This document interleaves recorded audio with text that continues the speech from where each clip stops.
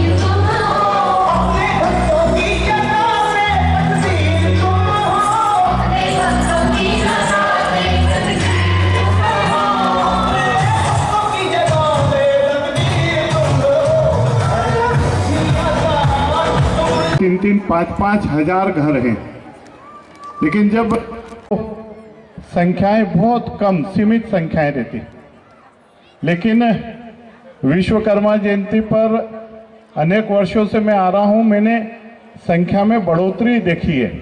और चूंकि मेरा घर बिल्कुल पांचाल समाज की धर्मशाला से लगा हुआ है, तो कल भी रात का कार्यक्रम भी मैंने लगभग 12 साढ़े 12 बज गई थी, आपका जो भजन संध्या चल रही थी, दिन के कार्यक्रम भी शायद बहनों के कार्यक्रम थे, तो पता चलता है कि चहल पहल थी यहाँ पर।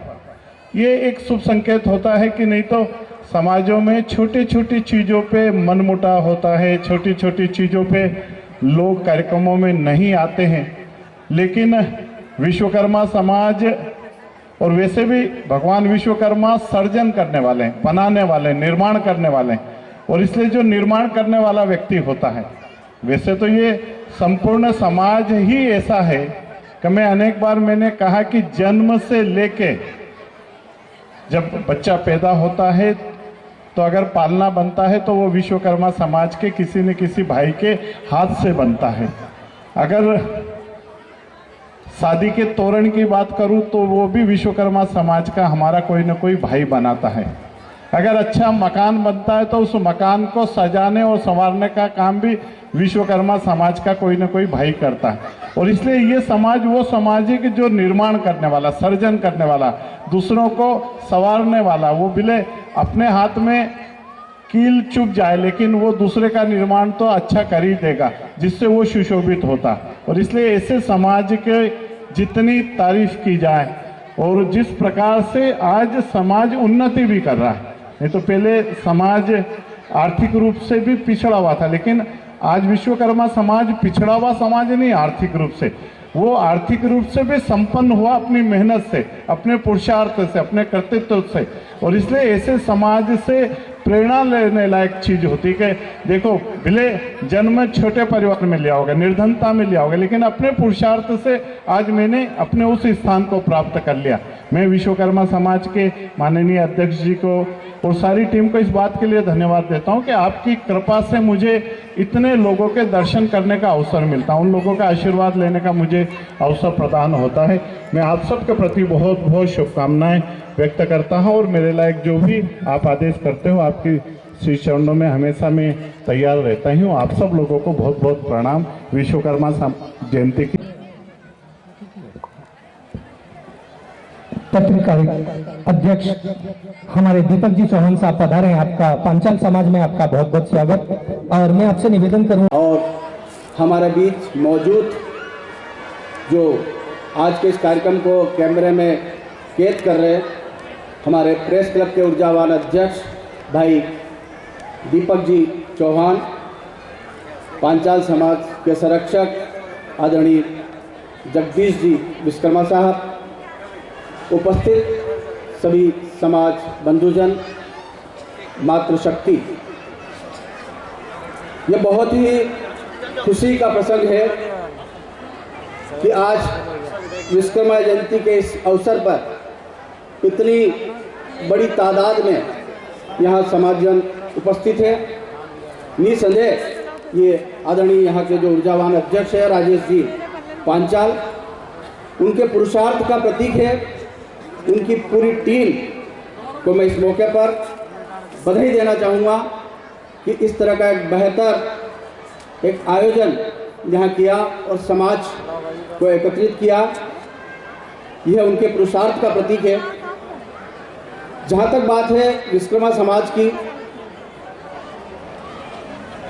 विश्वकर्मा समाज के जो आराध्य देव है भगवान विश्वकर्मा, वो सृष्टि के रचयिता है।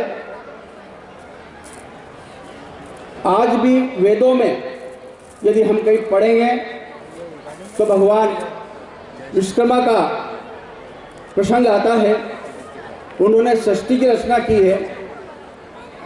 भगवान विश्वकर्मा के जितने भी अनुयायी हैं वे निसंदेह कहीं न कहीं कला से जुड़े हुए हैं, चाहे वो लोहार समाज हो, सुतार समाज हो, पांचाल समाज हो। ये अलग बात है कि हम विश्वकर्मा समाज के लोग आज भी कई विभिन्न उपजातियों में बिखरे पड़े हैं, लेकिन अब यह समय आया है, समाज में कहीं ना कहीं एकजुटता दिखाई दे रही है और एक जाजम पर सभी लोग बैठ रहे हैं, जिससे हमारी शक्ति का प्रदर्शन अब निसंदेह पूरे प्रदेश में, पूरे देश में हो रहा है। इस मंच पर मुझे कहने में कोई हिचक नहीं है कि आज भी समाज में कहीं न कहीं थोड़ा पिछड़ापन है, शिक्षा का अभाव है।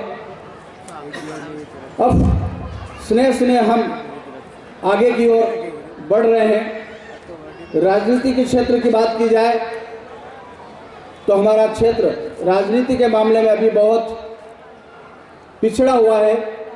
जो स्थान राजनीति के क्षेत्र पर, राजनीति के मंच पर विश्वकर्मा समाज को मिलना चाहिए, वो अभी भी नहीं मिला है। अभी शिवराज सिंह सरकार में विश्वकर्मा कल्याण बोर्ड की स्थापना की, ये हमारे लिए बहुत गौरव की बात है और उसमें यह भी निर्णय लिया गया है कि विश्वकर्मा समाज का जो भी अध्यक्ष होगा उस बोर्ड का, उसको कैबिनेट मंत्री का दर्जा दिया जाएगा और वो विश्वकर्मा समाज का ही होगा। तो निसंदेह ये अच्छी बात है, हमारा समाज कहीं ना कहीं इस बोर्ड के माध्यम से आगे बढ़ेगा। मुझे याद है हमारा समाज 1952 में हमारे समाज के ही कन्हैयालाल वैद्य को पंडित जवाहरलाल नेहरू की अनुशंसा पर राज्यसभा में भेजा गया था। 1952 में हमारे समाज से विश्वकर्मा समाज के कन्हैयालाल वैद्य, उज्जैन जिनकी कर्मभूमि रही, वो एक अच्छे पत्रकार थे, उनको पत्रकार कोटे से राज्यसभा में भेजा गया। उसके बाद मुझे नहीं लगता कि अपने समाज से कोई इतनी बड़ी ऊंचाई पर पहुंचा है। हरियाणा से जरूर कोई राज्यसभा में अभी भी सांसद मनोनीत हुए हैं। अपने को इस क्षेत्र में और कार्य करने की आवश्यकता है। ये तभी संभव है जब समाज के लोग एकजुट होंगे, तभी हम कुछ आगे बढ़ सकते हैं। राजस्थान में जरूर जागीर समाज के लोग IPS IAS के उस शिखर पर पहुंचे हैं, लेकिन मध्य प्रदेश में आज भी हम कहीं न कहीं इन क्षेत्रों में पीछे हैं। मैं इस मौके पर यह भी कहना चाहूँगा कि श्री राम कॉलोनी में हमारा भगवान विश्वकर्मा का एक मंदिर है। किसी समय यह मंदिर बहुत वीरान था। मुझे उस मंदिर समिति का अध्यक्ष बनाया गया। उसके बाद आप सभी के सहयोग से मंदिर में बहुत कुछ कार्य हो रहा है। पांचाल समाज के लोग भी उसमें जुड़े हुए हैं। सभी समाज के लोगों को, दो लोगों को हमने उसमें लिया है और एक पंजीकृत संस्था बनाई है और वो आज उस मंदिर को हमने आत्मनिर्भर बनाया। आज जब आपका जुलूस वहाँ से निकला तो आपने देखा होगा कि जो आज से 5 वर्ष या 10 वर्ष को उस मंदिर की जो हालत थी, उस मंदिर की पूरी तकदीर और तस्वीर हमने बदलने का प्रयास किया है और आज मंदिर कहीं कहीं अच्छे मुकाम पर है। तो मैं इस मौके पर यही कहना चाहूँगा कि उस मंदिर में जितना भी आप मदद कर सकते हैं, क्योंकि मंदिर के निर्माण में लगभग 25 लाख रुपए की आवश्यकता है। बहुत कुछ काम हो चुका है। आप सभी से इस मौके पर मैं गुजारिश करूँगा कि जितना भी आप दान दे सकते हैं आगे आएँ और इस मिशन को कामयाब बनाएं। बहुत बहुत धन्यवाद। और आज की जो टेंट व्यवस्था 2 वर्षों से जो शानदार टेंट की जो व्यवस्था हो रही, हमारे नरेंद्र जी कोठारी साहब, नरेंद्र जी कोठारी पधारे।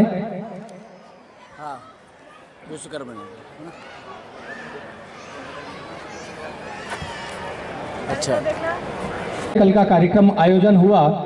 इस कार्यक्रम की सारी रूपरेखा हमारे राधाजी भाभी ने जो व्यवस्था की थी, शानदार, उनके लिए जोरदार तालियां हो जाए एक बार। और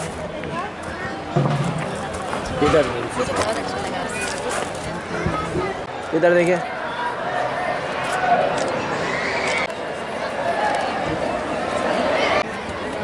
नागदा खाचोट विधानसभा, उनका स्वागत एवं सत्कार करें। हमारे बीच में आदरणीय अनिल जी जोशी साहब भी बीच में उपस्थित हुए हैं। मैं निवेदन करूंगा कि वे भी मंच पर आकर अपना स्थान ग्रहण करें। आप जोरदार तालियों से आप उनका स्वागत एवं अभिनंदन करें। अपना अमूल्य समय उन्होंने निकाल कर इस समाज को दिया है। पूरे समाज की ओर से हम उनका स्वागत एवं सत्कार कर रहे हैं। जोरदार तालियों से उनका अभिवादन करें।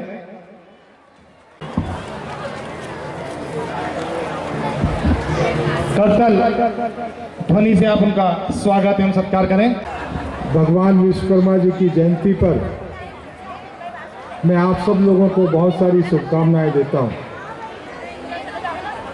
आज इस अवसर पर आप सभी ने मुझे आमंत्रित किया, बुलाया।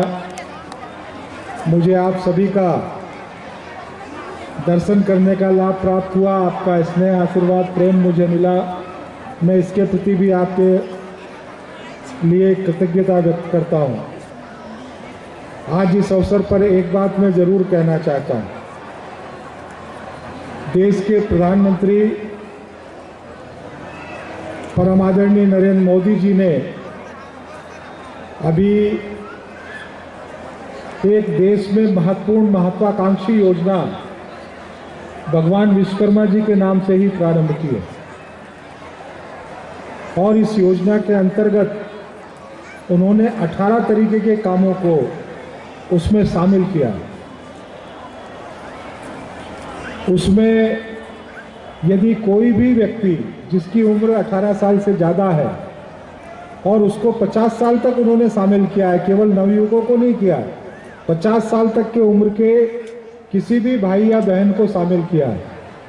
अगर वो अपना पंजीयन उसके अंतर्गत कराते हैं तो उस कार्य को सीखने के लिए सरकार अपनी तरफ से ट्रेनिंग देगी और ट्रेनिंग के दौरान 500 रुपये प्रतिदिन के हिसाब से उसको मानदेय भी मिलेगा, जितने दिन की भी ट्रेनिंग होगी। और ट्रेनिंग हो जाने के बाद उसको 15,000 रुपये का टूल किट दिया जाएगा। मतलब जो काम उसने सीखा है उस काम को करने के लिए जो टूल किट होगा, मान लीजिए उसमें सुनारी का काम है, उसमें सुतारी का काम है, उसमें लोहारी का काम है, उसमें ब्यूटी पार्लर वाला काम है, उसमें सिलाई वाला काम है, ऐसे 18 तरीके के काम हैं। तो आपको 15,000 रुपये का टूल किट दिया जाएगा और उस टूल किट के साथ में आपको 2 लाख रुपए का लोन प्राप्त होगा। और अगर उस लोन को हमने 18 महीने में जमा करने का काम कर दिया तो आपको 2 लाख से एवज में 4 लाख रुपए का लोन उसी बैंक से प्राप्त हो जाएगा। और अपना खुद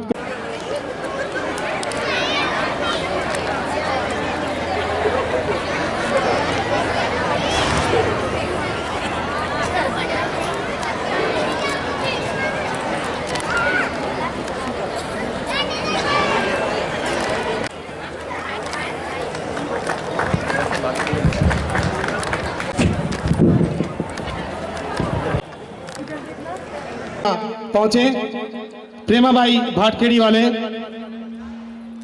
जिन जिन महिलाओं के नाम मैंने अनाउंस किए हैं वे सभी मातृशक्ति द्वारा